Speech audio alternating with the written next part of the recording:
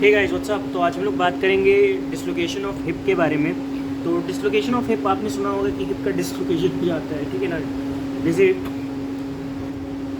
जैसे आपने अपने मैजिक शोज़ में सुना होगा कि शोल्डर डिसलोकेट करके जो स्ट्रैप बैंडेड है वो निकाल लेते थे, तो उसी प्रकार से एक हिप का डिसलोकेशन हो जाता है, हिप डिसलोकेट हो जाता है। बेसिकली यहाँ पे फ्रैक्चर नहीं दिखेगा, यहाँ पे डिसलोकेशन दिखेगा, ठीक है ना। फ्रैक्चर और डिसलोकेशन में अंतर समझो।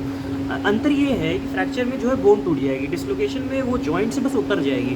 जो उसका प्रॉपर जॉइंट का सेगमेंट है वो प्रॉपर जॉइंट अभी होगा नहीं ढंग से, वो डिसलोकेट कर जाएगा, वहाँ से हट जाएगा, ठीक है, उस जगह से।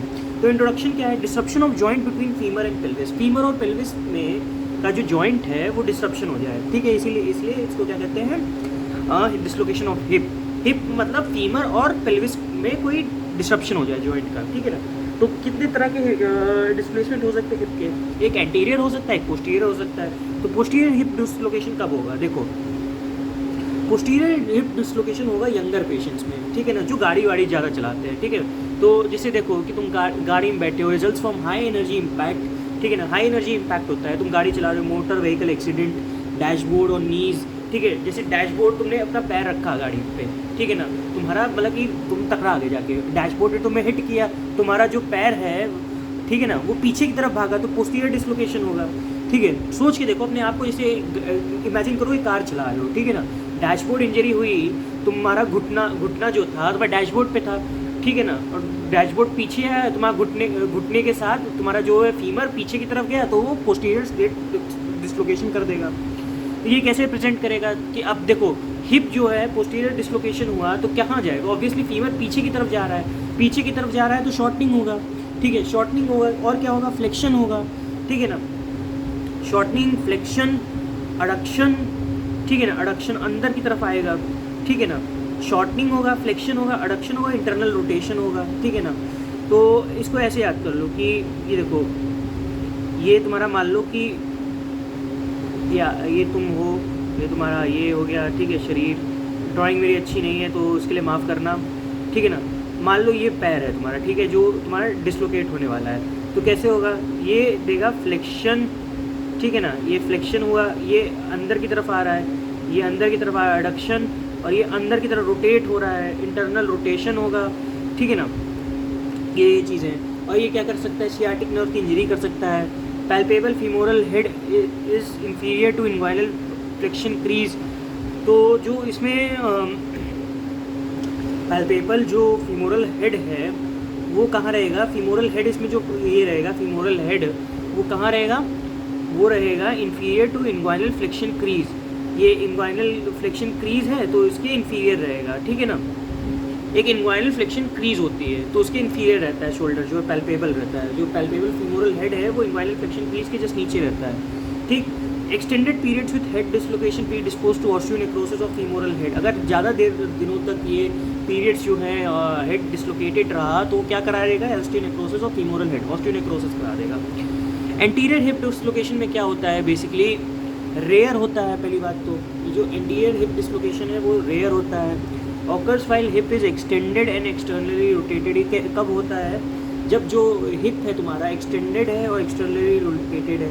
जैसे मान लो कोई बंदा है, ये तुम्हारा ये है बंदा, ठीक है ना, and this is the guy that is standing. तो यहाँ पे क्या आएगा, हिप जो है एक्सटेंडेड है, ठीक है ना, हिप एक्सटेंडेड है, एक्सटर्नली रोटेटेड है, उल्टा एकदम। वहाँ पे फ्लेक्स था, यहाँ पे वहाँ पे फ्लेक्स था, ठीक है ना, यहाँ पे हालांकि एक्सटेंडेड है, एक्सटर्नली रोटेटेड है, बाहर की तरफ घूम गया है, ये समझ रहे हो।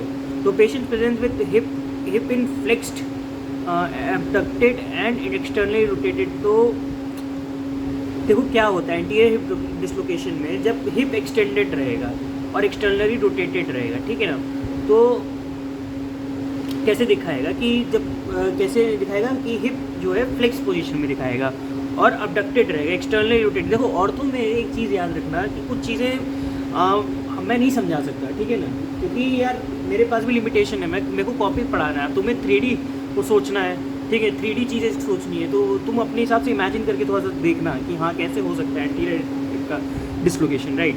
तो patient present with hip in flexed abducted and externally rotated कैसे होगा, ठीक है ना, समझ के देखना कि पोजीशन में इस तरीके से रहेगा, FAE, ठीक है, फाइ। और डायग्नोसिस का कैसे करोगे? चिल्ड्रन में hip dislocation with spontaneous incomplete reduction can be missed, ठीक है ना। तो चिल्ड्रन में कैसे diagnosis? Hip dislocation with spontaneous incomplete reduction can be missed. तो स्पॉन्टेनियस है या इनकम्प्लीट रिडक्शन है, ये तो मिस हो जाएगा, ठीक है ना। Incompletely ossified labrum interposed in joint space. तो क्या होता है कि यहाँ पे जो लैब्रम होता है, लैब्रम जो समझ रहे हो, लैब्रम जिसमें जाके फिट होता है, ठीक है ना, तो इनकम्प्लीटली ऑसिफाई रहा, ठीक है, वो इंटरपोज रहा जॉइंट स्पेस में, ठीक। डिफरेंशियल डायग्नोसिस क्या होगा? Associated with acetabular fracture obtain Judet films, ठीक है ना। एसिटाबुलर फ्रैक्चर के साथ भी एसोसिएटेड हो सकता है। तो इसके लिए हमने क्या करना है कि जो जूडेड फिल्म्स लेनी है।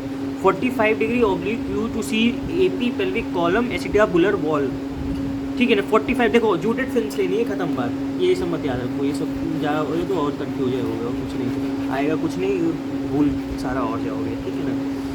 एक second, not going to work, हाँ ठीक है। तो ये रहा, ठीक है, इसको हटा दो। और प्रॉक्सिमल फीमोरल फ्रैक्चर से, एसिटाबुलर फ्रैक्चर से डिफरेंशिएट कर सकते हो, और प्रॉक्सिमल क्या है तुम्हारा फीमोरल फ्रैक्चर से डिफरेंशिएट कर सकते हो इस चीज़ को, राइट। नेक्स्ट हम अपन बात करेंगे कि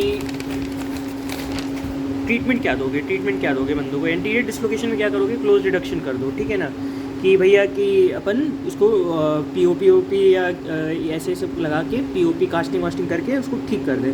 close reduction is acetabular fracture is absent और मिलेबल। अगर एसिटाबुलर फ्रैक्चर नहीं है तो क्लोज रिडक्शन कर दो। Time between injury and reduction, तो देख के करना कि हाँ भाई टाइम क्या है, कितना है। अगर प्रोग्नोसिस क्या है? Delay in treatment increase likelihood और osteonecrosis and post traumatic arthritis. तो हमें जल्दी कोशिश करनी है। अगर ट्रीटमेंट डिले हुआ तो वही ऑस्टियोनेक्रोसिस करा देगा, कॉम्प्लिकेशन हो जाएगा, पोस्ट ट्रॉमेटिक अर्थराइटिस हो जाएगा उस बंदे को, ठीक है।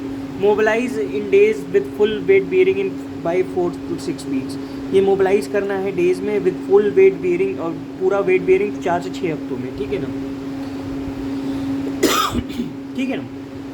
पोस्टीरियर डिसलोकेशन में क्या करो कि पोस्टीरियरली डिसलोकेट हुआ है तो भाई ट्रैक्शन दे दो, ठीक है, ट्रैक्शन लगा दो in the line of deformity, आगे की तरफ खींच दो, ठीक। रोटेट हिप्स इंटरनली एक्सटर्नली, वहाँ पे हिप्स को इंटरनली एक्सटर्नली रोटेट करो। Check stability and congruity of reduction, stability और कॉन्ग्रुएंटी आपको रिडक्शन की देखनी है, ठीक है। ट्रैक्शन लगा सकते हो और क्या कर सकते हो? क्लोज रिडक्शन कर सकते हो एंटीरियर डिसलोकेशन में, राइट। तो स्टेबिलिटी और कॉन्ग्रुएंटी देखते हुए और रोटेट करना है हिप्स को internally and externally, right. Open treatment क्या है? ओपन ट्रीटमेंट ओपन डिसलोकेशन वहाँ खोलो, री डिसलोकेशन आफ्टर रिडक्शन, पहले तो रिड्यूस करो उस बंदे चीज़ को, फिर री डिसलोकेट करो। और इससे क्या होता है? Widen joint space, interposition of fragments of soft tissue, इससे वाइडन होता है जॉइंट स्पेस जो होता है, और इंटरपोजिशन ऑफ फ्रैगमेंट्स और सॉफ्ट टिश्यू, इंटरपोजिशन हो जाता है फ्रैगमेंट्स और सॉफ्ट टिश्यू का। तो ये बात कुछ रही आपके डिसलोकेशन ऑफ हिप की। उम्मीद है आपको समझ में आएगा। मिलते हैं आपसे नेक्स्ट वीडियो में, बाय।